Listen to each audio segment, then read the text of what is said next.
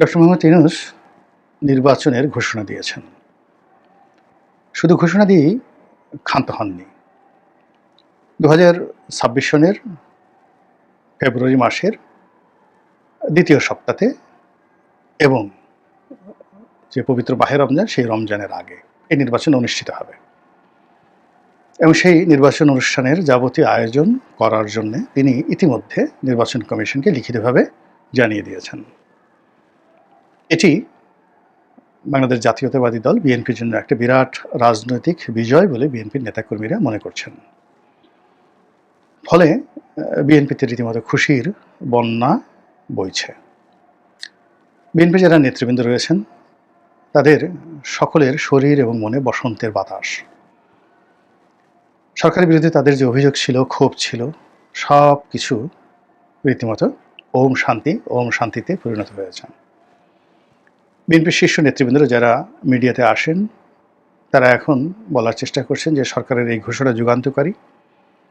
এই ঘোষণার ফলে দেশে স্থিতিশীলতা আসবে এবং এই ঘোষণার ফলে নির্বাচনে যে শঙ্কা ছিল এই সব আশঙ্কা দূর হয়ে গেল। সঙ্গত কারণেই বিএনপি একটি নির্বাচনমুখী দল, বাংলাদেশের প্রধানতম জনপ্রিয় দল। তাদের জনপ্রিয়তা আওয়ামী লীগের চেয়ে বেশি না কম, এটা ক্ষমতার উপর নির্ভর করে। ১৯-২০ বিএনপি যখন ক্ষমতায় থাকে তারা বলে যে আমাদের জনপ্রিয়তা বেশি, আবার আওয়ামী লীগ যখন ক্ষমতায় থাকে তাদের জনপ্রিয়তা বেশি বলে তারা দাবি করে। তো যেহেতু আওয়ামী লীগ নেই আর আওয়ামী লীগ নির্বাচনে আসবে, অংশগ্রহণ করবে, এটা এই মুহূর্তে বলা যাচ্ছে না। আওয়ামী লীগের যারা নেতৃবৃন্দ রয়েছেন তারা দেশের বাইরে থেকে বলার চেষ্টা করছেন যে আওয়ামী লীগ একটি নির্বাচনমুখী দল, তারা সুযোগ পেলে অবশ্যই নির্বাচন করবে। কিন্তু আমার কাছে সেটা মনে হচ্ছে না যে এই মুহূর্তে নৌকা প্রতীক নিয়ে তারপরে আওয়ামী লীগের সাবেক সংসদ সদস্যরা বা আগামীতে যারা এমপি হতে চান তারা নৌকা প্রতীক নিয়ে বিভিন্ন এলাকাতে নির্বাচনী প্রচার চালাবেন, প্রোপাগান্ডা চালাবেন, এটা এই আগস্ট মাস ২০২৫ সন, এটা আমার কাছে অসম্ভব একটা বিষয় মনে হয়। এমনকি আওয়ামী লীগের কোনো নেতা, তাকে যদি বলা হয় যে কিনা দীর্ঘদিন কোনো একটা জেলার সেক্রেটারি হওয়ার জন্য বা সভাপতি হওয়ার জন্য খুব তদবির করত এবং একটি জেলার সেক্রেটারি হওয়ার জন্য ১০ কোটি টাকা ঘুষ দিতেও যারা কার্পণ্য করতো না, তো সে সমস্ত লোকদেরকে যদি এখন বলা হয় যে অমুক জেলার তুমি সেক্রেটারি হবে, তোমাকে উল্টো ১০ কোটি টাকা দেওয়া হবে। আওয়ামী লীগের কে এগিয়ে আসবেন কোন জেলার সেক্রেটারি হওয়ার জন্য আমি বলতে পারবো না। আমি কয়েকজনের সাথে কথা বলেছি, তারা বলে যে না, মরে গেল এই কাজ আমরা করব না।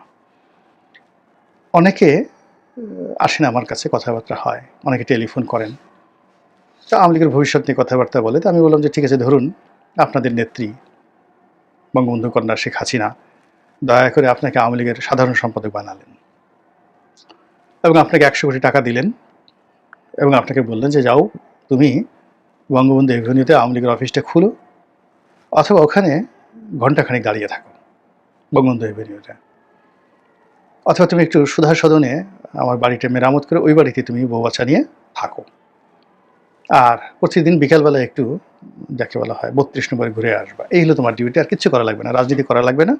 অর্থাৎ তোমাকে ১০০ কোটি টাকা দিলাম, পত্রিকায় বিবৃতি দিয়ে দিলাম যে এখন থেকে আওয়ামী লীগের সাধারণ সম্পাদক অমুক। তার ৩টে কাজ। প্রথম কাজ হলো একবার একটু ঘোষণা দিয়ে বঙ্গবন্ধু এভিনিউতে আওয়ামী লীগের অফিসের সামনে দাঁড়িয়ে থাকা, তারপর সুধা সদনে বসবাস করা। ৩ নম্বরে আওয়ামী লীগের যে অফিস রয়েছে সেখানে যাওয়ার দরকার নেই, ৩২ নম্বরে মাঝে মধ্যে গিয়ে একটু দাঁড়িয়ে থাকা। তো অনেক বড় নেতা আমি দুষ্টুমি করে যখন বলি যে আপনি এই কাজটি করতে সাহস পাবেন কিনা, সে বলে যে না, মরে গেলেও না। আমি বললাম যে আপনি এইভাবে ঘোরাফেরা করছেন, আওয়ামী লীগের কথা বলছেন, বিভিন্ন মানুষের কাছে জিজ্ঞাসা করছেন যারা আওয়ামী লীগ করে না তাদের কাছে জিজ্ঞাসা করছেন আওয়ামী লীগের ভবিষ্যৎ কী। তো এই জায়গাতে হলো আওয়ামী লীগের এই অনেক বড় বড় নেতা তাদের অভিব্যক্তি অ্যাবাউট ইলেকশন, আওয়ামী লীগের লিডারশিপ এবং তার সঙ্গে সঙ্গে নিজের অবস্থান। তো সেখানে আওয়ামী লীগ যেহেতু নেই, নির্বাচন বিএনপিকেই করতে হবে।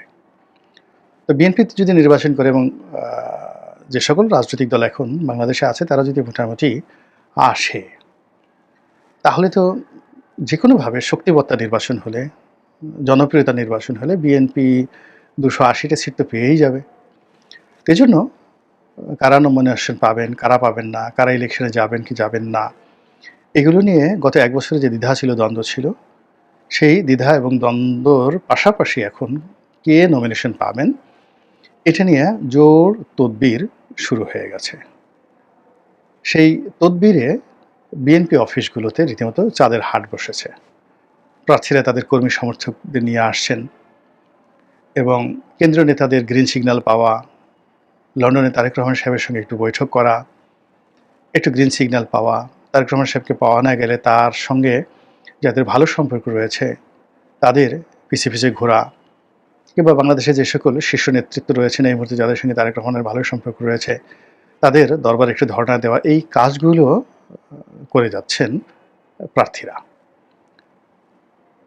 এই যে প্রার্থীদের আনাগোনার কারণে কি হলো, আজকে থেকেই, মানে আজকে আমি যে ভিডিওটি করছি আগস্ট মাসের 7 তারিখে, আজকে থেকে বিএনপির অফিসগুলো রীতিমতো সরগরম হয়ে পড়েছে এবং সেখানে মানুষের মুখে হাসি আর ধরে না। অন্যদিকে বিএনপির অ্যাজ এ হোল সারা বাংলাদেশের নেতাকর্মীরা নির্বাচন নিয়ে যে একটা আশঙ্কার মধ্যে ছিল, তারা ডক্টর মোহাম্মদ ইউনূসকে এমনভাবে বিশ্বাস করেছেন যে তার বক্তব্য তাদের কাছে মনে হয়েছে যে এটা একটা অমীয় বাণী। এই বক্তব্যের মধ্যে পবিত্রতা রয়েছে এবং এই বক্তব্যের মধ্যে সততা রয়েছে এবং তারা ডক্টর মোহাম্মদ ইউনূসকে এখন মাথায় করে নাচছেন। একই সঙ্গে তারেক রহমান সাহেবের যে দক্ষতা, অভিজ্ঞতা, যোগ্যতা, যে তিনি ডক্টর মোহাম্মদ ইউনূসের মতো একজন বরেণ্য ব্যক্তির সঙ্গে রাজনীতির দর কষাকষিতে বিজয়ী হয়েছেন।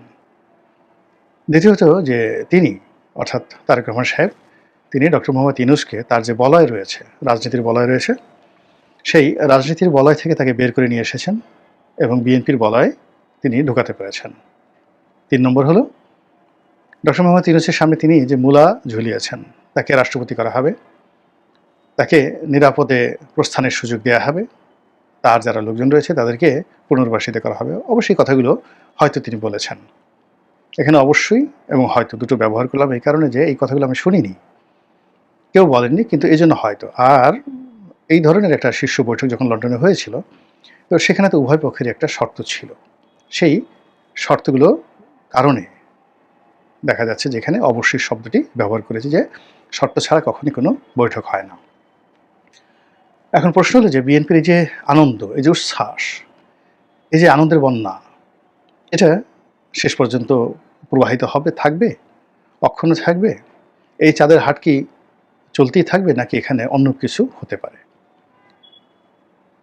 মূল ব্যাপারটা হলো যে বাংলাদেশের যে রাজনীতি, এখন সেই পুরো রাজনীতিটাই নির্ভর করছে আসলে বন্ধু রাষ্ট্রগুলোর তৎপরতার উপরে। আমাদের যারা রাজনীতিবিদ রয়েছেন, আমাদের যারা রাষ্ট্র ক্ষমতা এই মুহূর্তে আছেন তারা, অর্থাৎ অন্তর্বর্তীকালীন সরকারের কর্তা ব্যক্তি, এবং আমাদের যারা জনগণ বিশ্বাস করেন আমাদের এখনও পর্যন্ত স্বাধীনভাবে কোনো কিছু করার ক্ষমতা খুবই অল্প। যদি সুযোগ দেওয়া হয় অবাধ এবং নিরপেক্ষভাবে ভোট দেওয়ার, আমরা ভোট কেন্দ্রে যাব, ভোট দেব, কিন্তু ঝুঁকি নিয়ে কেউ আমাদের এই বাংলাদেশে এখন আর ভোট কেন্দ্রে যাবে না, একজন সিঙ্গেল লোকও নেই। দ্বিতীয় সমস্যা হলো যে ভোটের একটা আবহাওয়া, এটা যদি তৈরি না হয়, অর্থাৎ সকল দলের প্রার্থী তারা আনন্দ করবে, প্রতিযোগিতা করবে, একে অপরের খিস্তি খেউড় করবে, কিন্তু সন্ত্রাস করবে না। এরকম একটা যদি প্রতিযোগিতা হয়, একটা গ্রুপ মিছিল করবে 10,000 লোক নিয়ে, অপর গ্রুপ 15,000 লোক নিয়ে মিছিল করবে, তো বাংলার আনাচে কানাচে এই নির্বাচনের যে একটা ইমেজ এবং আমেজ, এটা যে ছড়িয়ে পড়ে, এরকম একটা পরিবেশ পরিস্থিতি না হলে ভোট দেওয়ার জন্য, ভোটের কার্যক্রম চালানোর জন্য কোনো জনগণ রাস্তায় নামবে না। বিশেষ করে 2014 থেকে পরপর 3টি নির্বাচনে রীতিমতো নির্মম ছ্যাঁকা খাওয়ার ফলে মানুষের মধ্যে এই নির্বাচন নিয়ে যে একটা আতঙ্ক তৈরি হয়েছে, সেই আতঙ্ক কাটিয়ে নির্বাচনের মাঠকে সরগরম করার জন্য যে পরিবেশ পরিস্থিতি দরকার, এখন এই মুহূর্তে যা কিছু রয়েছে তার একটিও এরকম একটা পরিবেশ সৃষ্টি করার অনুকূলে নেই। যেমন ধরুন সেনাবাহিনীর উপস্থিতি, সেনাবাহিনীর সম্পর্কে ভীতি, বিশ্বাস, ভালোবাসা যেটা অতীতে ছিল সেটা নেই। তো যেখানে প্রার্থীরা নিরাপদ নন, যেখানে থানার ওসি সাহেব নিরাপদ নন, ডিসি সাহেব নিরাপদ নন, মিলিটারি যারা কর্মকর্তা তারা যেখানে মবের শিকার হচ্ছেন, যেখানে গোপালগঞ্জের একটা পরিস্থিতি সামাল দেওয়ার জন্য কি করতে হলো সেনাবাহিনীকে, এবং সেটা নিয়ে যে র্যান্ডম দমন পীড়ন, মামলা মোকদ্দমা, হামলা যা কিছু হলো, তারপরে কিন্তু গোপালগঞ্জকে ঠিক করা যায়নি। তো সেই অবস্থাতে কিসের নির্বাচন, কত সুন্দর নির্বাচন হবে, কি হবে, এই বিষয়গুলো আমি এখনো পর্যন্ত কল্পনা করতে পারছি না। অধিকন্তু যে সমস্যাগুলো তৈরি হয়েছে নির্বাচনের মাঠে, সেটা হলো ডক্টর মোহাম্মদ ইউনূসের সঙ্গে যে চক্রটি, যে ঐক্যটি, ওখানে আমি বললাম চক্র মানে পর্দার আড়ালে যারা থাকে, যাদেরকে আমরা দেখি না, তাদেরকে মিন করছি। যে চক্রটি, যে ঐক্যটি, অর্থাৎ এনসিপি, তারপরে জামাত, তারপর চরমোনাই থেকে শুরু করে অন্যান্য রাজনৈতিক দলগুলো, যারা ডক্টর মোহাম্মদ ইউনূসকে গত 1 বছর ধরে অকাতরে সাহায্য করছে, সহযোগিতা করছে এবং বিভিন্ন অ্যাঙ্গেল থেকে তাকে মানে সাহায্য করে তার হাতকে শক্তিশালী করছে এবং তার সকল আশা আকাঙ্ক্ষা তারা বাস্তবায়নের জন্য প্রাণোন্ত চেষ্টা করছে এবং তাকে আগামী 5 বছর ক্ষমতায় রাখার জন্য তারা নানা রকম ফন্দ বিক্রি করছে। এই নির্বাচনের ঘোষণার মাধ্যমে তারা সবাই সংক্ষুব্ধ, বিক্ষুব্ধ, অপমানিত, লাঞ্ছিত এবং তারা তাদের সর্বশক্তি নিয়োগ করে ডক্টর মোহাম্মদ ইউনূসকে নাস্তানাবুদ করার চেষ্টা করবে। এখানে বোঝার চেষ্টা করুন যে সম্মিলিত রাজনৈতিক দলগুলো এনসিপির নেতৃত্বে তারা যদি এই নির্বাচনকে বয়কট করে, যে এখানে সংস্কার হয়নি, আমরা নির্বাচনে যাব না, তারা যদি বলে যে আমাদের দাবি মেনে নেওয়া হয়নি, হবে না, আমরা এই নির্বাচনে যাব না, তাহলে চিন্তা করুন সেখানে নির্বাচনে কারা যাবে? বিএনপি যাবে, তার সাথে অন্য যে 2-3টি দল যারা বিএনপির জোট, বিএনপির বিরুদ্ধে তারা দাঁড়াতে পারবে না। তাহলে এই নির্বাচনটি কেমন হবে? ঠিক বিএনপি যেভাবে 15ই ফেব্রুয়ারি নির্বাচন করেছিল, সেই 15ই ফেব্রুয়ারির একতরফা নির্বাচন, যে নির্বাচন করে তারা ক্ষমতা হস্তান্তর করেছিল 1996 সালে, সেরকম একটা নির্বাচন হবে। অথবা ধরুন কোনো দল আসলো না, বিএনপি তার যে সকল বিদ্রোহী প্রার্থী রয়েছে তাদেরকে স্বতন্ত্র দাঁড় করিয়ে দিল, তারপরে তাদের যে সকল জোট রয়েছে সেই জোটের সবাইকে বলে যে আপনারা স্বতন্ত্র দাঁড়ান, আপনাদের সিট ছেড়ে দেওয়া হবে। কিন্তু তাতেও এই নির্বাচনটি 2024 সনের যে আমিডামি নির্বাচন, সেই নির্বাচনের মতো বিএনপি করতে পারবে না, কোনো অবস্থাতেই করতে পারবে না। এবং ভোটাররা, আওয়ামী লীগের ভোটার যদি 5% to 6% এসে থাকে, এখানে 2 থেকে 3% ভোটারও ভোট কেন্দ্রে বিএনপি আনতে পারবে না।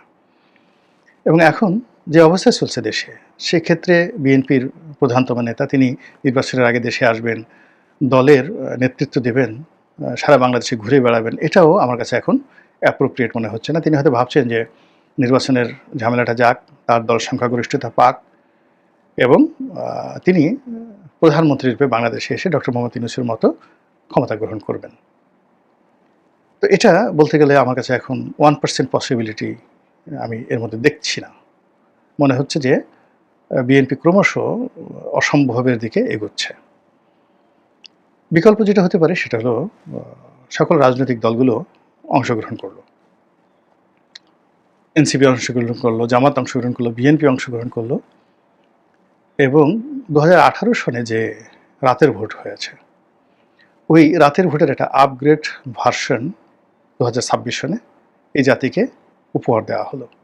আবার দেখুন যে 2018 সন যে রাতের ভোট হয়েছিল, সেই রাতের ভোটে কিন্তু বিএনপি স্বতঃস্ফূর্তভাবে শেখ হাসিনার আহ্বানে অংশগ্রহণ করেছিল, আমিও গিয়েছিলাম। আমরা মাঠে যাওয়ার পরে, অর্থাৎ 2018 সনের ডিসেম্বর মাসের 16-17 তারিখে আমরা বুঝতে পারি যে আমরা সবাই একটা ফাঁদের মধ্যে পড়ে গেছি। কিন্তু বিএনপি যারা শীর্ষ নেতৃত্ব, বিশেষ করে তারেক রহমান সাহেব, তিনি তো লন্ডনে, তিনি তো বুঝতে পারছেন না যে তার প্রার্থীরা বাংলাদেশের সত্যিকার অর্থে কীভাবে বিপদে পড়েছে। তো কাজেই তাকে আশ্বাস দিতে দিতে দিতে দিতে এমন একটা সময় নিয়ে যাওয়া হলো যখন আর প্রার্থিতা প্রত্যাহার করার সময় ছিল না। কিন্তু সর্বনাশ যা হওয়ার তা হয়ে গেছে, বিএনপি অংশগ্রহণ করেছে এবং সেই অংশগ্রহণের ফলে বিএনপি যে সকল প্রার্থী, তাদের যে ক্ষয়ক্ষতি হয়েছে, দলীয় নেতাকর্মীদের যে ক্ষয়ক্ষতি হয়েছে, সেই ক্ষয়ক্ষতি তারা এখনও কাটিয়ে উঠতে পারেনি। তো একইভাবে ধরেন 2026 সনে যদি বিএনপি, তারেক রহমান সাহেব লন্ডনে, এবং তিনি হুকুম দিয়ে দিলেন যান, আপনারা সবাই যান, যাওয়ার পর সবাই মাঠে গেল, মাঠে পরিবেশ পরিস্থিতি মোটামুটি স্বাভাবিক রাখার চেষ্টা করলো, বা বিএনপি যেভাবে চায় সেভাবে তাদেরকে করতে দেওয়া হলো। বিএনপির লোক মহা খুশি, তারা ইচ্ছে করলে শিল্পী পেটাতে পারবে, ইচ্ছা করলে যা ইচ্ছা তাই করতে পারবে। এইভাবে তারা কয়েকটা দিন সময় পার করে দিল।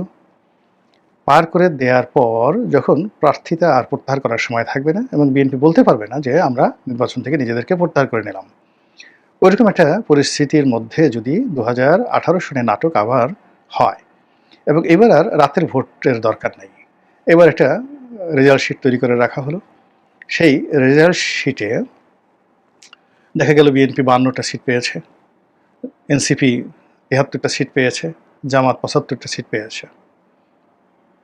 অন্যান্য ছোট ছোট দল সব মিলিয়ে রিজনেবল একটা সিট পেয়েছে। তখন ওই যে এনসিপি নেতা নাসিরউদ্দিন সাহেব যে টেলিভিশনে কয়েকদিন আগে বলেছিলেন যে বিএনপি বড়জোর 50টি থেকে 100টি সিট পেতে পারে। এখন তখন আপনি নাসিরউদ্দিন সাহেবকে কি পীর মানবেন, তার পা ধরে কদমবুচি করবেন, নাকি ডক্টর মোহাম্মদ ইউনূসকে পৃথিবীর সর্বশ্রেষ্ঠ ম্যাট্রিকুলাস ডিজাইনার হিসেবে যাকে বলা হয় তাকে স্বীকৃতি দিবেন? আর বিএনপির যে সমস্ত লোক এখন খুব আনন্দ করছে, ফুর্তি করছে, যারা মন্ত্রী হওয়ার জন্য কোট প্যান্ট বানিয়ে ফেলেছে, জুতোর মডেল দেখছে, তারপরে এমপি হওয়ার পরে কোথায় প্লট নেবেন, কোথায় কোন মডেলের গাড়ি আনবেন, যা নিয়ে প্ল্যান প্রোগ্রাম করে ফেলছেন, বলেন তো তাদের অবস্থা কী হবে? আর জনাব তারেক রহমান সাহেব লন্ডনে বসে যে সকল কর্মকাণ্ড চালাচ্ছেন, সেই কর্মকাণ্ডেরই বা ভবিষ্যৎ কী হতে পারে? ইতিহাসের একটা বিখ্যাত কথা হলো, দিল্লি অনেক দূরে, এই পৃথিবীতে কোনো একটি ঘটনা ঘটতে 2-3 ঘন্টার বেশি সময় লাগে না। বিশ্বাস করে শেখ হাসিনা দুপুর 2টোর সময় পালিয়ে গেছেন। তিনি দুপুর 12টা পর্যন্ত কনফিডেন্ট ছিলেন যে তিনি পালাবেন না, সব কিছু অনুকূলে থাকবে। কিন্তু দুপুর 1টার সময় যখন তাকে রেড সিগন্যাল দেওয়া হলো যে আপনি সময় পাবেন সর্বোচ্চ 30 মিনিট, এর মধ্যে কাপড় চোপড় বাক্স প্যাটারা গুছিয়ে আপনাকে যেতে হবে। গণভবনের যে লুটপাটের দৃশ্য সেখানে দেখেছি, গরম গরম খাবার রেডি ছিল দুপুরে, পোলাও, কোরমা, মুরগির রোস, শাহী খাবার। বিশ্বাস করেন কেউ ওদিকে তাকানোর সময় ছিল না। ওনার যে ব্যক্তিগত লাগেজ, ওনার যে কাপড় চোপড়, ওনার খুব প্রিয় অনেক কাপড় চোপড় অনেকে দিয়েছেন, এর কোনো কাপড় চোপড় তিনি নিতে পারেননি, শাড়ি গহনা তিনি নিতে পারেননি। টাকা পয়সা নিতে পেরেছেন কিনা জানি না, কারণ নানা গণভবন থেকে অনেক মূল্যবান সামগ্রী লুট হয়েছে যেগুলো কোনো হিসাব ছিল না। এখন সেখানে যদি টাকার অবস্থা থাকে, ডলারের অবস্থা থেকে থাকে, ওইগুলো তিনি হেলিকপ্টারে উঠাতে পারেননি, ওইগুলো লুটপাট হয়ে গেছে। ওখানে অনেক অস্ত্র ছিল, তাকে পাহারা দেওয়ার জন্য যে এসএসএফ ছিল তাদের অনেক অস্ত্র ছিল, সেই অস্ত্রগুলো তো পাওয়া যাচ্ছে না। এগুলো সংবাদপত্রে আসছে না, কারণ হলো যারা চুরি করেছেন, 1 বস্তার ডলার যদি কেউ চুরি করে থাকেন, এখন শেখ হাসিনাকে আপনি দুর্নীতিবাজ বলেছেন, কিন্তু তার বাসা থেকে তো তিনি ওরকম কোনো ডলার ঠলা নিয়ে যাননি, কোনো কিছু নিয়ে যাননি, বলতে গেলে একদম এক্কা পড়ে গেছেন। তো তার সমস্ত সহায় সম্পত্তি গণভবনে ছিল, তো গণভবনে যদি থাকে তাহলে ধরুন 10 বস্তা টাকা ছিল, 10 বস্তা ডলার ছিল, 10 মণ স্বর্ণ ছিল, তো সেইগুলো জনগণ নিয়ে গেছে। বা ওখানে কোনো কিছুই ছিল না, তিনি আপাতমস্তক সৎ ছিলেন, ওই বাক্স প্যাটারা যা কিছু ওখানে আছে ওইগুলোই তার সম্পত্তি ছিল। এগুলো সব কিছু বিক্রি করলে তো 1 কোটি টাকা হবে না, যা কিছু ওখানে ছিল অর্ডিনারি ফার্নিচার। তো এখন দেখুন এই যে শেখ হাসিনার সম্পর্কে দুটো মিথ, একটা তৈরি করা যাচ্ছে না, আর একটা আলটিমেটলি তৈরি হয়ে গেছে, যে গণভবন লুটপাট করার পরেও সেখানে হীরামণি মুক্তা জহরত কিছু পাওয়া যায়নি। ডলার, পাউন্ড, রিঙ্গিত, রুপি, টাকা কোনো কিছু পাওয়া যায়নি। তিনি আপাতমস্তক সৎ ছিলেন। এই কথা যদি আওয়ামী লীগের লোকজন বলে আপনি কী বলবেন? তো যেটা বলছিলাম যে দুপুর 12টা পর্যন্ত তারা বুঝতে পারেনি সেখানে কি হবে, কিন্তু নিয়তি তাদেরকে সেই জায়গায় নিয়ে গিয়েছিল। ফলে এখন যে ঘোষণা দেওয়া হয়েছে আগস্ট মাসে, সেই ঘোষণাকে ফলপ্রসূ করার জন্য সকল পক্ষকে অনেক অনেক কাজ করতে হবে, কাঁধে কাঁধ মিলিয়ে বহু দূর এগোতে হবে। এবং এখন বিএনপিকে এতটা নমনীয় হতে হবে যে রাজনৈতিক দলগুলো যেন নির্বাচনে আসে, তাদেরকে রাজি খুশি করানোর জন্য যা যা করার দরকার সেই কাজগুলো যদি বিএনপি করতে না পারে, তাহলে আজকের এই ঘোষণাটা তাদের জন্য বুমেরাং হয়ে যেতে পারে। আল্লাহ আমাদের সবাইকে হেদায়েত দান করুন এবং হেফাজত করুন। আসসালামু আলাইকুম ওয়া রাহমাতুল্লাহি ওয়া বারাকাতুহু।